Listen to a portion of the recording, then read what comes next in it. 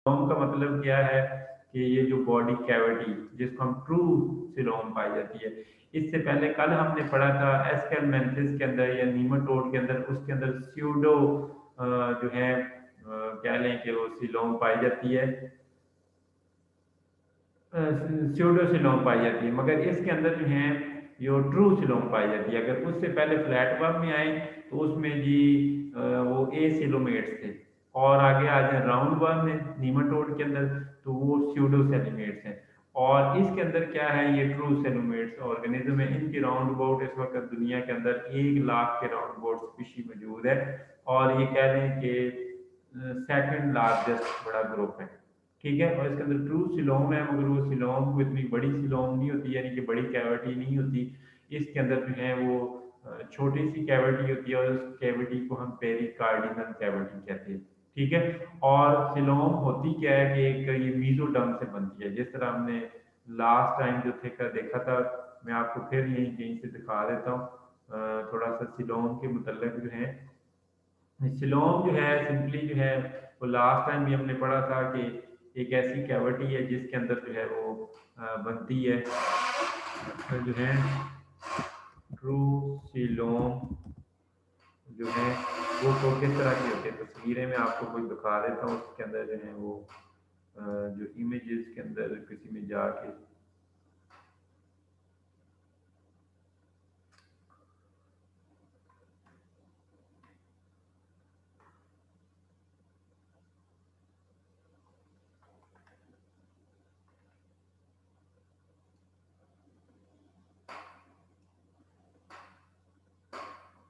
ये मैं आपको एक दफ़ा दिखा दूँ ना, ये चीज़ें जो हैं ये दिखती कैसे है, ताकि आपको आइडिया थोड़ा सा बेहतर हो जाएगा।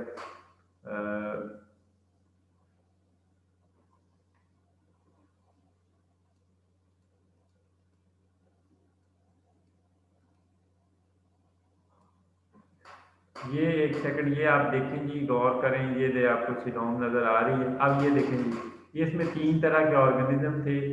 इसमें जो है ये देखें जी कि ये वहाँ पहले पहले हमने पढ़े प्लेटी हेल्मिन थी। इसके अंदर ये जो देखें जो मीजोडर्म है, ये मीजोडर्म जो है ये सारी की सारी, ये देखें ये रेड कलर में जो आपको नज़र आ रही है, ये जो है सिर्फ पूरी एक्टोडर्म और एंडोडर्म के दरमियान जितनी जगह उसको फिल कर लेती है, यानी कि खाली जगह छोड़ती नहीं है। अब इसके बाद हमने स्यूडोसिलियम के अंदर देखा, नीमाटोडा के अंदर जो कल हमने पढ़े थे, फ्लैटमन थी इसके अंदर, जो उसके अंदर क्या है राउंड वर्म के अंदर, ये देखें जी ये जो रेड कलर में नजर आ रही है, ये मीजोडर्म तो मौजूद है। ठीक है, और मगर ये जो है ये एंडोडर्म को लाइन नहीं कर रही। एंडोडर्म के इर्द गिर्द ये देखें कोई मौजूद नहीं है, एक्टोडर्म के साथ साथ तो मौजूद है, मगर एंडोडर्म के साथ मौजूद नहीं है। तो इस तरह की जो सिलोम होती है उसको हम स्यूडोसिलोम कहते हैं। और जहाँ पे ट्रू कैविटी बन रही है, ये देखें जी कि ये जो रेड कलर में लाइनिंग है या मीजोडर्म है, ये इनको भी जो एक्सटर्नल साइड को भी एक्टोडर्म को भी लाइन कर रही है और एंडोडर्म को भी लाइन कर रही है। इस तरह की कैविटी को हम ट्रू सिलोम कहते हैं, और ये इस तरह का स्ट्रक्चर पाया जाता है किसमें, ये मोलस्का से स्टार्ट होता है, मगर ये कैविटी इतनी को बड़ी नहीं होती। ये चंद एक मैंने कहा कि ऑर्गन को, जैसे गोनेड्स को, गोनेड मीन जो सेक्स ऑर्गन है, और उसके हार्ट को लाइन करती है। ठीक है, और जो उसमें ऑर्गन में, तो जब ऑर्गन में इन दो चीज़ों को करती है तो ये कैविटी तो है, ट्रू कैविटी है, मगर इतनी कह लें कि बड़ी नहीं है। अब इसके अंदर जो दूसरा आता है कि इसके अंदर जो है ये कई सारी रिजेम्बलेंस रखती हैं, जिससे देखें ना, ये आपने पढ़ा कि ये मोलस्का में ये ट्रू कैविटी है, इससे आगे एनिलीडा आता है। तो एनिलीडा में यही कैविटी होगी, मगर अब थोड़ी सी एडवांस शक्ल के अंदर होगी। ट्रू कैविटी होगी मगर थोड़े से एडवांस शक्ल में। यहाँ पे सिर्फ दो ऑर्गन को, हार्ट और गोनेड जो सेक्स ऑर्गन है, उनको लाइन करती है। वहाँ पे ये और ज़्यादा ऑर्गन को लाइन करेगी, जैसे थोड़ा कह लें कि थोड़ा और डेवलप हो। तो जो कुछ ऑर्गन जो पीछे नहीं थे, वो अब ऑर्गन यहाँ पे और डेवलप होते जा रहे हैं। और ये जो है इसका दूसरे ऑर्गेनिज्म के साथ रिलेशनशिप देखा जाए, तो ये जो है दूसरे ऑर्गेनिज्म में जो रिलेशनशिप है, ये प्रोटियोस्टोम्स में आते हैं। ये आप अपनी लिनिएज अपनी बुक्स के अंदर देखें तो ये जो है आप जो फाइलोजेनेटिक ट्रीज दिखाया गया है, ठीक है, उसके अंदर जो है ये प्रोटोस्टोम्स के अंदर आते हैं। अब हमने पीछे पढ़ा था प्रोटोस्टोम्स के अंदर कि जो प्रोटोस्टोम्स होते हैं उसमें क्या होता है कि वो जो ब्लास्टोपोर होती है उससे माउथ बनता है, और जो एनस बनती है वो एज ए सेपरेट ओपनिंग के तौर पे बनती है। ये करैक्टर किसका था? प्रोटोस्टोम्स का। और ड्यूटोस्टोम में क्या होता है कि वही ब्लास्टोपोर से एनस बनती है और माउथ पास एक सेपरेट लाइनिंग से बनता है। तो ये इसके अंदर कुछ इस तरीके से है। तो ये जो मोलस्क है ये क्या प्रोटोस्टोम्स में आते हैं या ड्यूटोस्टोम्स में आते हैं? तो ये जो है प्रोटोस्टोम्स में आते हैं, और इसके जो हैं कई सारी सिमिलैरिटीज हैं अगर आप इसको देखें दूसरे ऑर्गेनिज्म के साथ कि ये किस किस करीब ज़्यादातर मिलते हैं। तो ये ज़्यादातर जो इसकी मुशाबत है वो कह लें कि दूसरे ऑर्गेनिज्म जो कई सारे पाए जाते हैं उनमें से फाइलम एनिलीडा जो है, फाइलम एनिलीडा के जो है ये ज़्यादा उससे मिलता है।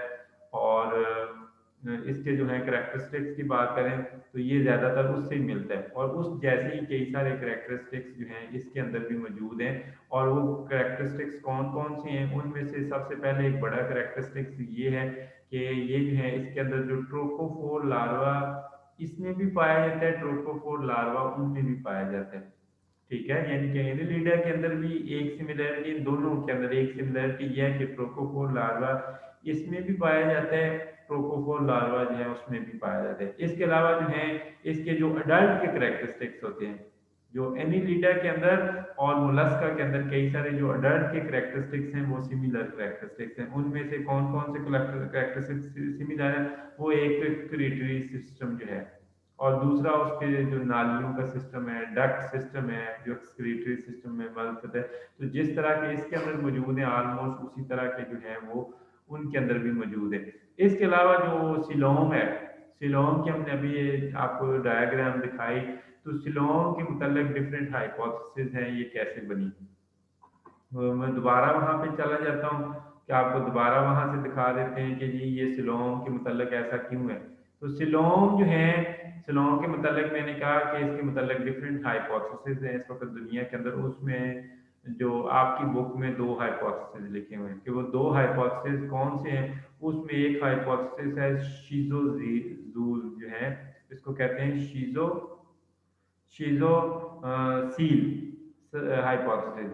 इसके अंदर ये हाइपोथेसिस ये है कि ये जो इसके अंदर हाइड्रोडर्म थी, यानी कि ये जो मीजोडर्म है ये रेड कलर में नजर आ रही है, कि शुरू में ऑर्गेनिज्म क्या थे? एसिलोमेट थे।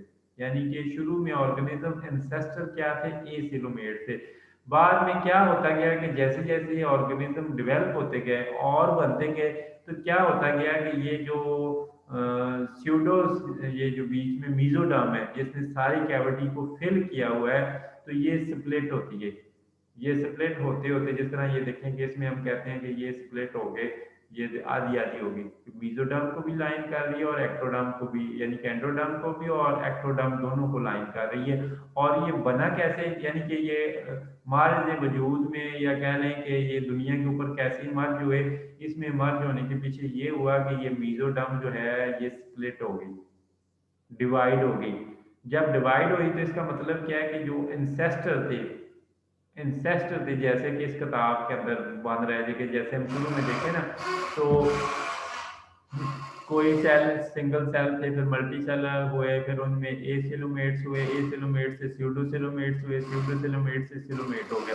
तो ये बुक के हिसाब से ये चल रहा है। मगर एक इसके अलावा एक दूसरी थ्योरी जो है, वो दूसरी थ्योरी ये है, या कह लें कि दूसरा हाइपोथेसिस के मतलब ये है कि शुरू में जो ऑर्गेनिज्म थे वो क्या थे? सिलोमेट ऑर्गेनिज्म थे। क्या हुए? सिलोमेट ऑर्गेनिज्म थे, और गट भी पाई जाती थी। अब क्या हुआ? गट की आउट पॉकेटिंग हुई। आउट पॉकेटिंग का क्या मतलब हुआ कि जिस तरीके से एक गट चल रही है ना, गट मीन जो उसका डाइजेस्टिव सिस्टम है, वो इसी तरह की एक डाइजेस्ट, इसी तरह का एक आउट पॉकेटिंग और हो गई, इसी तरह का एक स्ट्रक्चर और बन गया। यानी कि वो उससे, यानी कि जिस तरह की गट है ना, तो गट अंदर से खाली ही होती है ना, उसके अंदर जो है वो स्ट्रक्चर तो टिश्यू वगैरह तो होती हैं, सेल्स वगैरह स्पेसिफिक सेल्स होते हैं, मगर वो अंदर से एक किस्म कह लें कि एक खाली नाली होती है, डाइजेस्टिव सिस्टम। इसी से कहते हैं कि इसकी आउट पॉकेटिंग हुई, और वो आउट पॉकेटिंग के अंदर ऑर्गन डेवलप हो गए। ठीक है, और उसका मतलब ये है कि जो सिलोमेट थे, ट्रू सिलोमेट थे, ये एंसेस्टर थे। और इनसे फिर आगे क्या होता गया कि ये फिर जो ट्रू सिलोम से स्यूडो सिलोम में हुई, यानी कि वो थोड़ी सी और सिलोम बढ़ गई। ठीक है। और फिर और टाइम गुजरा तो फिर ये जो कह लें कि इससे क्या हो गया कि ये सिलोम ने सारी एक्टोडर्म और एंडोडर्म के दरमियान जितनी जगह थी उस सारी को कवर कर दिया। तो दूसरे नजरिए के मुताबिक, जिसको एंटीरोसील हाइपोथेसिस कहते हैं, एक शीजोसील है, उसमें हम समझते हैं कि कुछ साइंटिस्ट कहते हैं कि जी जो प्रीवियस या प्रिमिटिव ऑर्गेनिज्म थे उनके अंदर ये एसिलोमेट्स थे, और ए सिलोमेट से आस्ता आस्ता आस्ता टाइम गुजरता गया, वो सिलोमेट बन गए, उनमें से कुछ सेपरेट हो गए, डिवीजन हो गए, और फिर उनमें से और कुछ मॉडिफिकेशन हुई इन स्यूडो सिलोमेट्स के अंदर, तो वो स्यूडो सिलोमेट ऑर्गेनिज्म बन गए। मगर इसके एक अपोजिट जो आइडिया है, वो जिसको एंटीरोसील हाइपोथेसिस वो कहते हैं कि शुरू में जो एंसेस्टर थे वो जो सिलोमेट थे और गट भी पाई जाती थी, बाद में क्या हुआ, इनसे कुछ ऑर्गेनिज्म डाइवर्ज होके क्या हुआ कि वो सेपरेट हुए, उनमें एवोल्यूशन हुई, और एवोल्यूशन होने से क्या हो गया कि उनके अंदर जो है ये जो मीजोडर्म थी, मीजोडर्म ने सारी जगह को कवर कर लिया बिटवीन एक्टोडर्म और एंडोडर्म के दरमियान, और इस तरीके से ये सेकेंडरी बाद में बने, यानी कि जो इनिशियली बने वो सिलोमेट्स ही थे। तो ये भी हाइपोथेसिस है। अब ये कि इनमें से हाइपोथेसिस सही कौन सा है, ये जो कह लें कि डिफरेंट जोलॉजिस्ट की डिफरेंट ओपिनियंस हैं, कोई किसको मानता है कोई किसको मानता है, मगर कई सारे साइंटिस्ट ऐसे हैं या जोलॉजिस्ट कहते हैं कि इसके मुतल्लिक इसकी और भी कई सारी एक्सप्लेनेशन हो सकते हैं, ज़रूरी नहीं है कि यही दो एक्सप्लेनेशन ज़रूरी हैं। बहरहाल जो हैं, जो हम अब बुक के हिसाब से चलें, तो वो हम बुक के हिसाब से ये जो पहली वाली थ्योरी है उसके हिसाब से चल रहे हैं कि जी ये जो शीजोसील के हिसाब से चल रहे हैं। कि शुरू में देखें हमने जो चैप्टर वाइज ग्रुप पढ़ते आ रहे हैं, हमने पहले प्रोटिस्टा पढ़े, फिर उसके बाद रोटीफर पढ़े, उसमें सिंपल टिश्यू हुए, फिर उसके बाद कम्प्लेक्स टिश्यू हुए, फिर ए सेलोमेट्स डेवलप हुए, फिर उनसे स्यूडोसेलोमेट, फिर सेलोमेट। तो इस तरीके से हमने इसने अपनी जो बुक्स के चैप्टर हैं उसको इसी हिसाब से ऑर्गेनाइज किया हुआ है। तो इसी हिसाब से जो है मोस्टली जो लोग जो है बिलीव करते हैं। आगे जो हम बात करें जो करेक्टरिस्टिक्स की आ जाए कि इनके करेक्टरिस्टिक्स क्या हैं, कि जब हम करेक्टरिस्टिक्स की बात करते हैं ना, तो कौन से करेक्टरिस्टिक्स इनमें पाए जाते हैं, कौन से करेक्टरिस्टिक्स जो हैं इनमें डिफरेंट है। तो उनमें से जो सबसे पहले करेक्टरिस्टिक्स है कि इसकी जो मुलस्का के अंदर ये तस्वीरें आपने देख ली, जो इसके अंदर ये जो आपको तस्वीर नज़र आ रही है, इसको गौर से देखें तो इसके अंदर कह रहा है कि जितने भी जो मुलस्क हैं, जो फाइलम मुलस्का के ऑर्गेनिज्म है, वो दो मेन चीज़ों में डिवाइडेड है। वो एक है हेड एंड फुट, इसका एक फुट हेड माउथ होता है, माउथ एंड फुट एक एरिया, और बकाया जितने भी हैं ये विसरल ऑर्गन है। क्या है? विसरल ऑर्गन है। इसके अलावा क्या होता है कि इसके जो सबसे बाद जो है इसके जो विसरल मैस है, इसके बाद एक हार्ड कलकेरियस किस्म का, यानी कि कैल्शियम कार्बोनेट और इस तरह के मटेरियल का हार्ड किस्म का एक शेल सा बना होता है। इनके इर्द गिर्द क्या होता है, एक शेल होता है मेंटल, जिसको हम क्या नाम देते हैं, मेंटल का नाम देते हैं। ये शेल पाया जाता है मेंटल के बाद। ठीक है। ये एक कैविटी है, कैविटी के बाद एक हार्ड किस्म का कैल्केरियस किस्म का शेल है, और ये क्या करता है कि अंदर जितनी भी विसरल मैस है, यानी कि जो ऑर्गन वाली मैस है, इस सारी ऑर्गन वाली मैस को ये जो है वो कवर कर रहा है। बाद में शेल है, शेल के बाद जो अंदर वाली ये देखें, ये लेयर लिखा हुआ है, क्या कौन सी लेयर है? शेल है। और शेल के ये जो उसके अंदर एक लेयर है मेंटल। ठीक है। और जितने भी ये जो कैविटी के अंदर फंक्शन होते हैं वो ज़्यादातर ये इसी मेंटल के अंदर ही होते हैं, चाहे वो एक्सक्रीशन का सिस्टम हो, गैस एक्सचेंज का सिस्टम हो, जितने वेस्ट मटेरियल को बाहर निकालना है या रिप्रोडक्टिव ऑर्गन है वो सारे इसी के अंदर है, उसी के अंदर ही ये सारे मेंटल के अंदर ही फंक्शन होते हैं।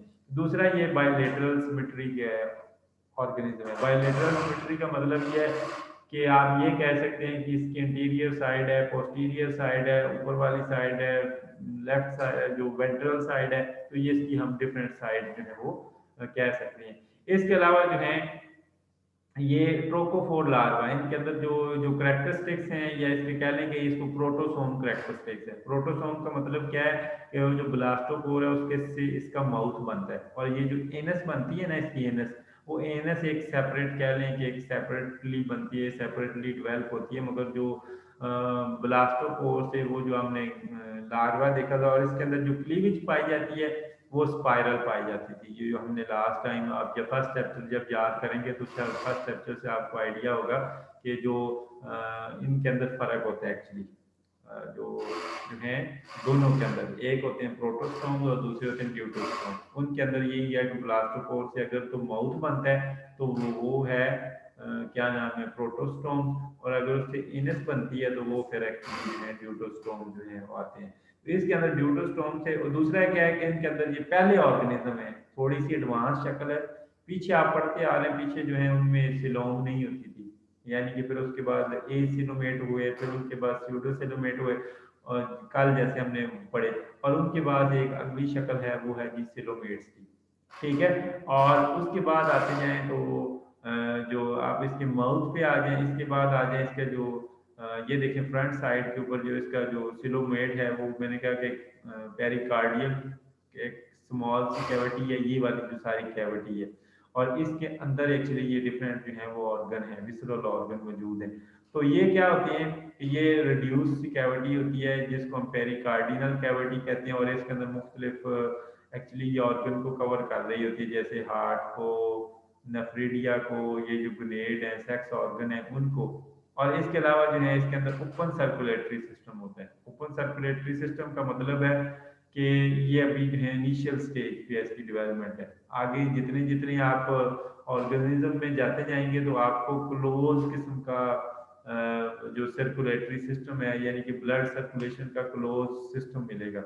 इसके अलावा जो है रेडुला इसके अंदर मौजूद होता है, ये इसके माउथ पार्ट का है, और ये जो है फूड की स्क्रैपिंग में यूज होता है। स्क्रैपिंग में मीन कि फूड को ग्राइंड करने में, फूड को काटने के काम आता है ये जो रेडुला है। और इससे पहले आप ये वाला स्ट्रक्चर पढ़ें तो किसी ऑर्गेनिज्म के माउथ के अंदर ये वाला स्ट्रक्चर नहीं पाया जाता। ज़्यादातर जो है कह लें कि सक करने वाले ऑर्गन पाए जाते हैं, या जो फूड वैक्यूल को इनगल्फ कर लेते हैं वो वाले सिस्टम पाए जाते हैं। ग्राइंडिंग वाला सिस्टम किसी में नहीं आया।